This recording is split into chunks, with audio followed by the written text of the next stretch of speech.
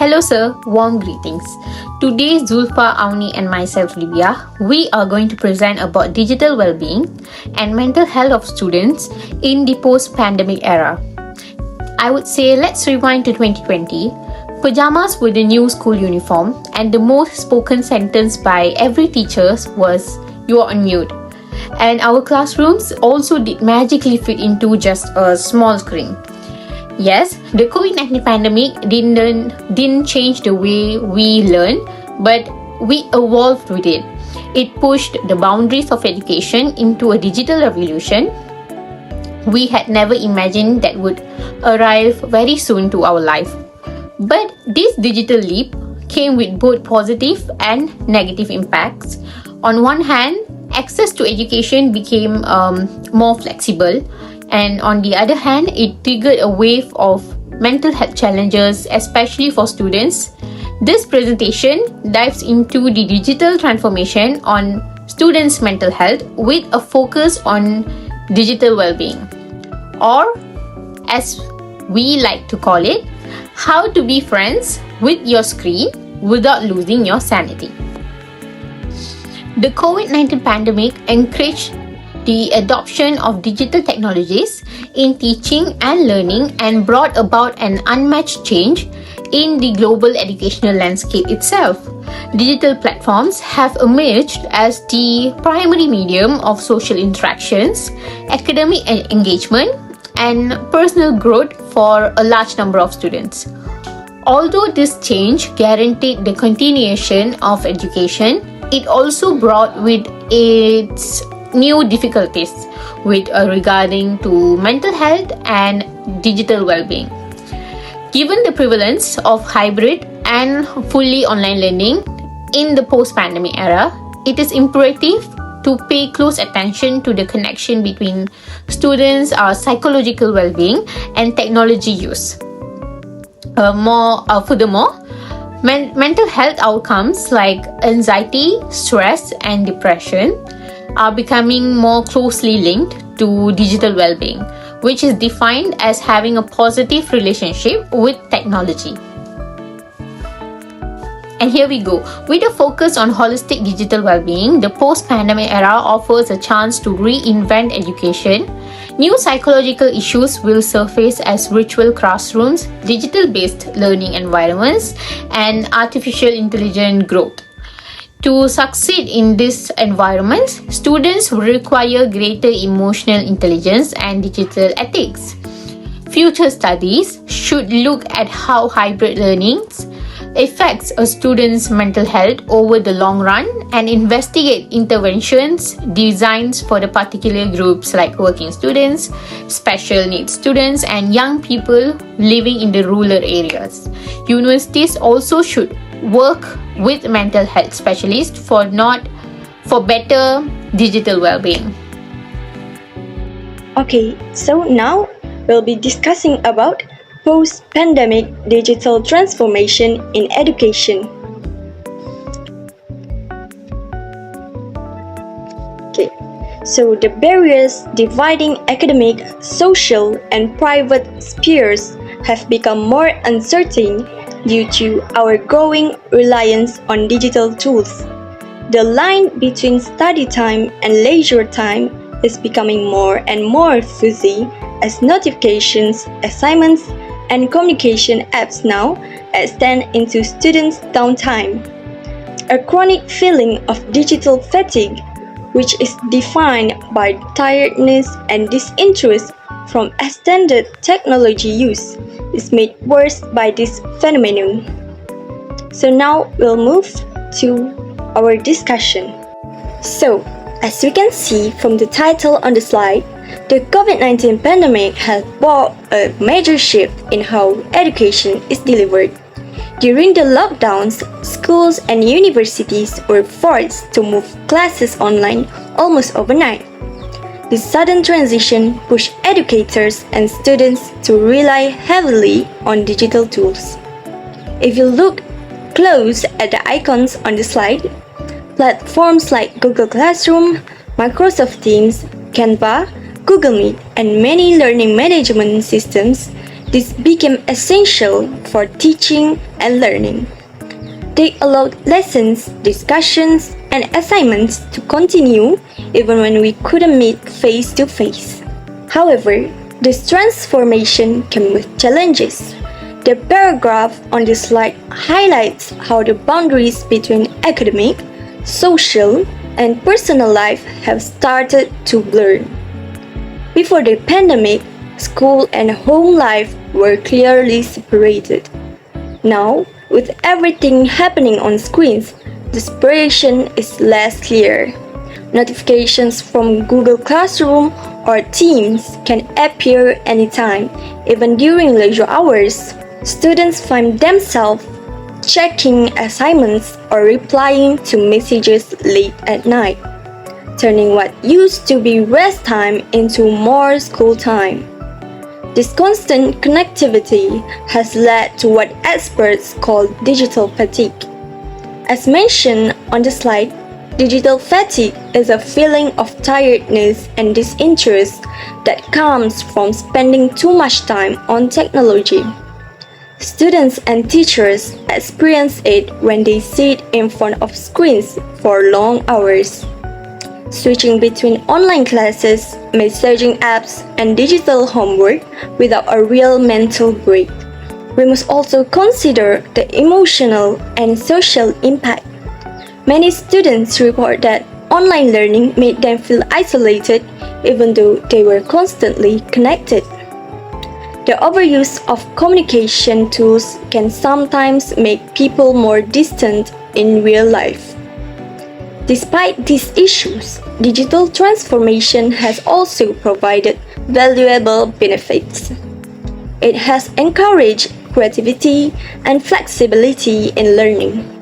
For instance, Canva allows students to create visual presentations, while Google Meet makes collaboration possible across different locations.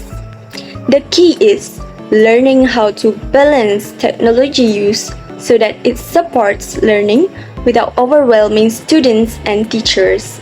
To conclude, post-pandemic digital transformation in education has undoubtedly modernized how we teach and learn, but it has also introduced new challenges such as blurred boundaries and digital fatigue. Moving forward, schools should focus on digital well-being, finding ways to use these technologies wisely, while still protecting time for rest, personal connection, and mental health. Hello everyone. Today I'm going to talk about some important fact about student anxiety in Malaysia after the COVID-19 pandemic. So, after the pandemic, many students found it hard to adjust to a new way of living and learning. Some researchers studied that the problem and found a few main reasons why students feel anxious. So you see this chart right here. This chart shows the biggest problem, and that is limited peer interaction, fear of failure, and academic pressure. So I am going to explain these three. The first one, limited peer interaction. So during the pandemic, students had fewer chances to meet and talk with their friends because everything in a lockdown, so they moved to online. So they can see their friends using through screen only. And that made students feel more lonely and disconnected because they couldn't hang out, they couldn't study together or join school activities like before. Friends is very important to students because they give emotional support, like being happy, sharing problems with each other. But because there's no friend to interact with face to face, we became awkward with them. We lost that connection, so they feel sad and bored. So when the school reopened, a lot of students feel shy and uncomfortable with people because they were used to being alone. And that is affecting their mental health because their friendship is gone, and without communication, it's just not fun because they are important for our happiness, for their happiness and emotional well-being too. So for the second factor is that student anxiety is fear of failure. This means that students who are afraid of not doing well in their studies or not meeting people's expectation. Like during the pandemic, many students face problems with online learning because of slow internet and noise from their homes, and also like less help from the teachers. Because of that, some students couldn't focus on learning properly. When their grades drop, they start to worry about exam and disappointing their parents. So students feel strong pressure to succeed. When they don't do well in school, they feel guilty or even think that they're not good enough. So a lot of students stay up late so they could study and become perfectionists, even though it's not good for their mental health, because studying up late will hurt your brain. They doesn't get enough sleep, so that's why they need support and reminder that make mistake is normal and part of learning. And the last and biggest factor that causes student anxiety is academic pressure. According to this chart right here, there's like 55 to 60% of students say that academic pressure make them feel anxious. That more half of all students. Many students have to catch up on learning what they miss. When school open up, their teacher give more work, tests, so they need to cover everything so quickly. This makes students feel stressed and tired. Some also feel pressure from competitions. They say that their friend is getting good grades, but they don't.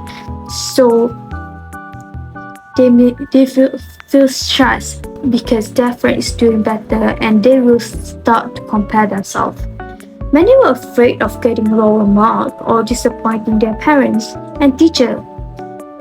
It's very important for their future. The students think that it's very important for their future, but sometimes this makes students feel like they need to be always perfect. Because of that, some students lose their sleep and feel tired or lose motivation to study, because they work so hard that they forgot to rest. So that is one. Now, let's dive into the digital inequalities that exist. Not all students started this digital race at the same starting line. For example, the first one would be the unequal access. Some students in rural areas had to share a smartphone with siblings. They had to compete for their screen time just to attend class. And the second one is definitely the economic barriers. Others couldn't afford Wi-Fi or devices at all. A laptop became a luxury thing, but not a necessity. And the third one would be urban versus rural divide. While urban schools upgraded to smart boards and high-speed internet, many rural schools were left buffering, literally buffering. The digital gap became a digital gulf, and this inequality often worsened stress and disengagement. When the COVID-19 pandemic began, schools and universities all over the world had to almost shut down. But to keep their education going, teachers and students quickly turned to the digital platforms like Zoom, Google Classroom, and online discussion forums became the main tool for teaching, learning, and also staying connected. But for many students, I agree that this transition was not only about attending online classes. It became their main way to interact socially, engage academically, and even pursue personal growth. This digital transformation marked an unmatched change in the global educational landscape itself. It made learning more flexible and accessible, but it also came with many challenges. This shift towards digital and hybrid learning, it's not temporary. It's reshaping the entire educational landscape. We are also moving from traditional classrooms to virtual learning environments, such as digital-based instructions and even the early integration of artificial intelligence in education. AI tools can personalize learning, provide instant feedback, and support students with different learning needs. However, as these technologies become more embedded in daily learning, new psychological issues are likely to surface. Students may struggle with over-reliance on technology, reduced face-to-face interaction, or even comparison and competition amplified by digital platforms. This means the future of education won't just be about digital skills. It will also be about digital well-being, where technology serves human growth rather than overwhelms it. And I think this must be very, very effective. Now, let's move on to the next slide, which focuses on the impact of digital overload on student mental health. So, there is 4 impact of digital overload on student mental health, which is negative emotional states, digital addiction and dependency, increased anxiety and stress, and also emotional burnout. As shown here, the increased use of technology, especially after the pandemic, has not only changed how students learn, but also how they feel. The constant exposure to screens, notifications, and digital communication has created what we call digital overload, when the mind becomes overwhelmed by too much online information and activity. Let's start with the first point, emotional burnout.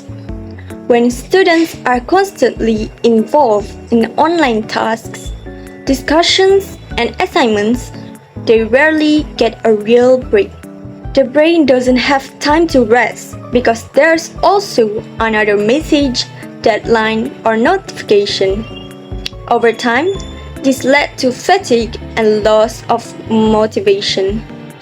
Students may feel too tired even before studying and lost interest in learning activities. Next, we have negative emotional states.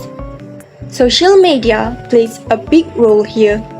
When students scroll through social media, they often see other people's achievements and perfect lives. This constant comparison can create feelings of self-doubt, inadequacy, and even sadness. Instead of feeling connected, students sometimes end up feeling worse about themselves. Moving on, increased anxiety and stress is another major consequences.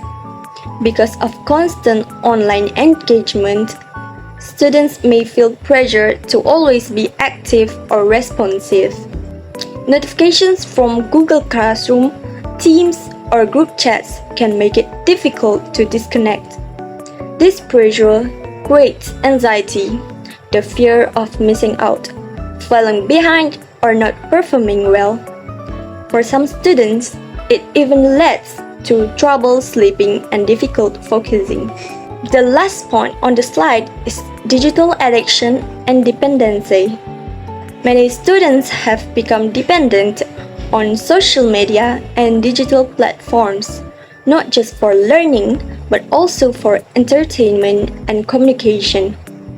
This constant engagement can lead to addictive behaviors, where students find it hard to stop checking their phones or devices. Over time, it reduces focus and increases impulsive behaviors and affects self-control. To summarize, digital overload has serious effects on student mental health, from emotional burnout and anxiety to digital dependency. While technology is essential for modern education, It's important to use it mindfully. Schools, teachers, and students should create healthy boundaries, such as setting screen time limits, taking digital breaks, and balancing online work with real-world rest and social connection. Moving on to the next slide. So it's promoting digital well-being and resilience. First, balance learning. Teachers should design hybrid courses with consideration for screen time, alternating between online and in-person activity, shorter session, and interactive element. Also, project-based learning can reduce exhaustion. So this means that the teacher should design hybrid course, mean that not spending too much time staring at screen, like including hand-on learning, classroom interaction as well, and shorter class session and stuff like that can make studying more engaging and less tiring. When students have a mix of learning methods, they can stay focused and motivate without feeling overwhelmed by digital work. For example, instead of Google Classroom, teacher can assign group project where students meet physically and create a short online discussion. This will help students learn actively while reducing digital exhaustion. Second, parental guidance.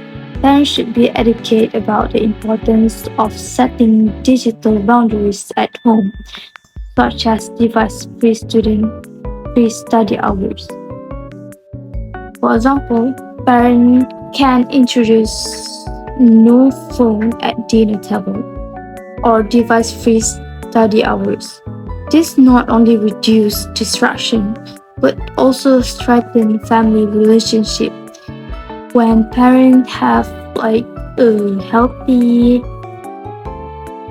lifestyle, like a good habit, using no digital like that, children will also follow and likely be like them more.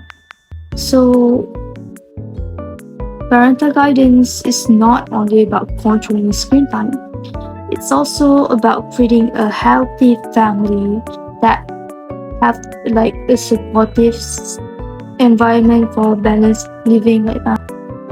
There is proficiency in digital technology and self-regulation education. School and university should incorporate lessons on healthy digital habits, including time management, mindful device use, and online privacy. So, it means that it's not enough for students to know how to use technology only.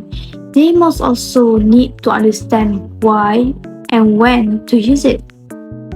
For example, students can learn how to schedule study time without distraction, and or maybe take a break during long study session like that. So they should also learn how to protect their online identity and respect others in digital space. By developing this skill, students can become more confident and responsible digital user.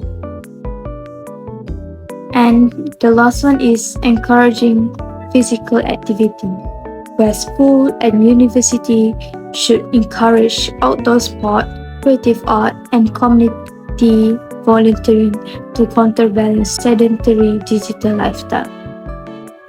This reminds us that promoting digital well-being is not just responsibility of one group. It shares a big role between teachers, parents, and maybe students. Everyone needs to be a part of it. They need to play their part. Like teacher can create a balanced lesson, while parents can set healthy boundaries, and students need to practice to be disciplined like that. If all parties work together, we can grow a healthier digital culture. that support both education and mental wellness of people like students. Future outlook. So, where do we go from here? The future of education needs to focus not just on Wi-Fi speed but also its well-being. As classrooms became more virtual and AI-driven, students must build digital ethics and emotional intelligence. And the special attention should go to the working students with special need and the youth in the rural areas and universities.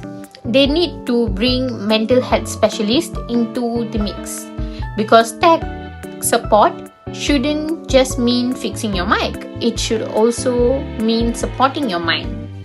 And here we go. With a focus on holistic digital well-being, the post-pandemic era offers a chance to reinvent education. New psychological issues will surface as virtual classrooms, digital-based learning environments, and artificial intelligence growth. To succeed in these environments, students will require greater emotional intelligence and digital ethics. Future studies should look at how hybrid learning affects a student's mental health over the long run and investigate interventions designed for the particular groups like working students, special needs students, and young people living in the rural areas. Universities also should work with mental health specialists for better digital well-being. The post-pandemic era has given us both challenges and opportunities. It has also shown us that while digital tools are powerful, they must be used thoughtfully and responsibly.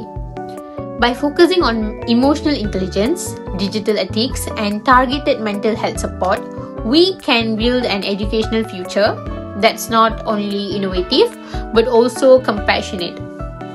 The future of learning depends on how well we balance technology with humanity, and that balance will define the next generation of digital learners.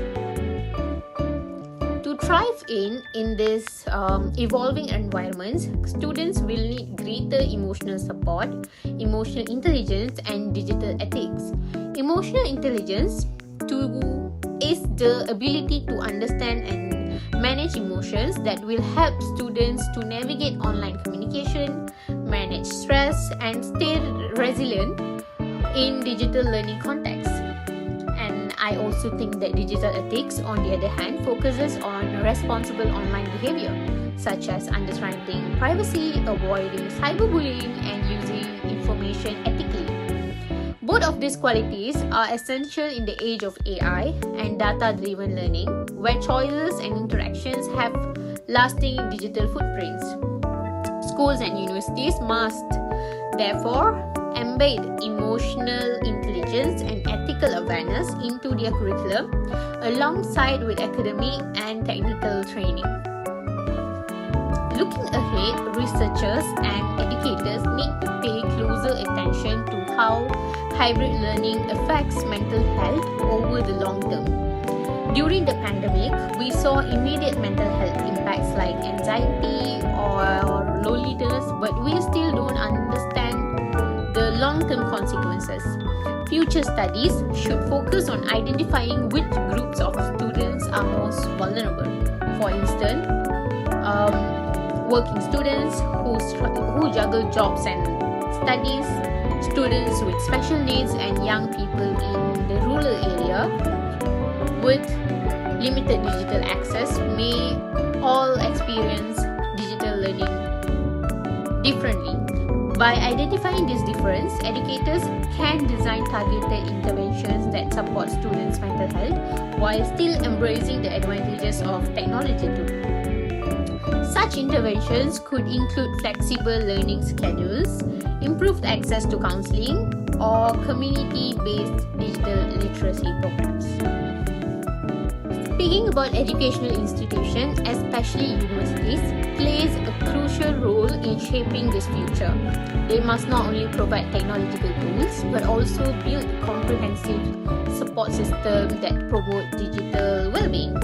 Collaboration between universities and mental health specialists will actually be the key. Counselors and psychologists can work alongside educators to design programs that help students develop coping strategies, mindfulness, and time management skills for digital life. Furthermore, I would like to add that policymakers can promote national or institutional guidelines that ensure technology in education supports well-being, not just productivity. This partnership between education and psychology can redefine what it means to be a healthy digital learner. Ultimately, the goal is to create an educational system that prepares students not just for academic success but for digital resilience too. This ability to thrive emotionally, socially, and ethically in the technology-driven world. Imagine classrooms where students learn to balance online and offline life, where empathy and ethics are as important as coding or analytics, and where technology empowers rather than isolates. That is the vision of holistic digital well-being, a future where technology and mental health go hand in hand. The next slide is the conclusion. The pandemic has sparked a digital revolution in education that has changed how students learn. Technology provides access and flexibility, but when misused, it also poses serious psychological risks. In order to establish a setting where digital engagement promotes mental health rather than endanger it, students, educators, and policymakers must work together. In the end, digital well-being is about taking back control of how technology affects our feelings, ideas, and day-to-day activities rather than rejecting it. Encouraging students' mental health must continue to be at the core of all innovations as education continues its digital transformation. Only then will technology's potential be fully in line with education's mission to empower, enlighten, and uplift. Now, to conclude our presentation today, as we can see on this slide, the pandemic has sparked a digital revolution in education. It has completely reshaped how students learn, interact, and even think. Today, lessons can happen anywhere, in a classroom, at home, or even while traveling, thanks to platforms like Google Meet, Microsoft Teams, and countless learning apps. Technology has made education more accessible and flexible than ever before. However, with these benefits also come with challenges. When technology is overused or not managed wisely, it can harm students' psychological well-being. For example, many students today experience difficulty focusing on relaxing because they are constantly connected to screens. Even when classes and notifications keep coming in, reminders about assignments, group chats, or new announcements, this constant connection can make it hard for students to disconnect mentally, leading to fatigue, stress, and burnout. That's why, as mentioned on the slide, we must create a setting where digital engagement promotes mental health rather than endangering it. This means all parties, which is students, teachers, parents, and policymakers, have a shared responsibility. For instance, schools can set offline hours to encourage students to take a break from digital platforms. Teachers can also design assignments that involve more creativity and physical activity, not just screen-based tasks. Parents can play their part by setting healthy boundaries for their children's screen time and modeling balanced technology use at home.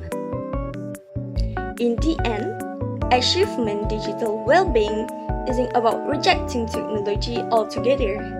It's about taking back control, understanding how technology affects our emotions, concentrations, and digital habits. For example, instead of scrolling through social media late at night, students can schedule short breaks or use digital tools for mindfulness and relaxation.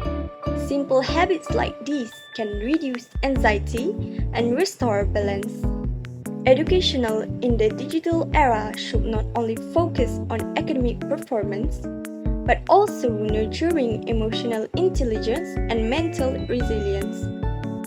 Encouraging open discussions about digital fatigue and stress in classrooms can help students realize they are not alone, that it's okay to feel overwhelmed sometimes, and there are always healthy ways to cope.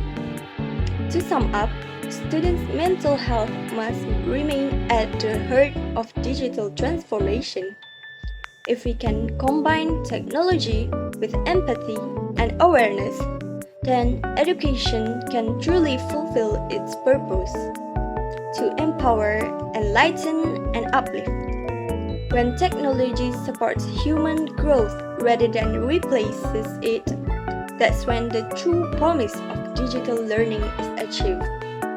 So now I'm going to talk about the physiological dimension of hybrid learning. Okay, so what hybrid learning means is that it's mixed online and face-to-face classes. But this one is affecting student mind, emotion, and mental health students. So a study by University Kebangsaan Malaysia 2023 found that students experience something called digital burnout when online assessment, discussion, and tasks become overwhelming. This happened because students spend a lot of time in front of their screen, attending classes, completing assignments, and joining online discussion, and over time, it can cause mental and emotional fatigue. In this kind of system, time management and self-control become very important. Students need to know how to balance their time wisely between online and offline activities. However, not every student has the self-control or digital literacy necessary to succeed. Some students might not know how to use online platforms effectively, or they might struggle to stay disciplined without face-to-face guidance. Furthermore, hybrid learning may limit chances for group project and peer relationship because most students now rely on digital communication. They might not have as many face-to-face interactions as before. During the pandemic, online meeting and digital chat were a necessity, but now, even after things have improved, many students still prefer digital communication, not face-to-face. So, this can lead to social isolation, where students feel disconnected from their classmates and peers because they couldn't talk with their friends, probably because they are shy or just uncomfortable to talk to them at first. But friend is important for us because emotional support networks such as friends and classmates are very important to maintaining good mental health. But when there's no genuine connection with any of them, it becomes harder to get that emotional support that they need. Students, they may feel lonely and misunderstood, or maybe less connected to their learning environment because they are bored. So, in short, hybrid learning offers flexibility and convenience, but physically, it's also bring new challenge. So, to overcome this challenge, students maybe they need to learn how to manage their screen time, balance online and probably offline tasks. And they also need to build real connection with people like their friends or family despite the digital barrier. Schools and teachers can also help by encouraging more group discussion, teamwork, and mental health awareness activities. So students can feel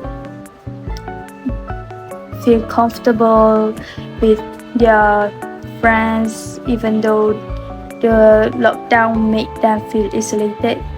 But after the teachers and school make more teamwork or group discussion, they will not feel shy anymore and probably will have many friends and be happy again.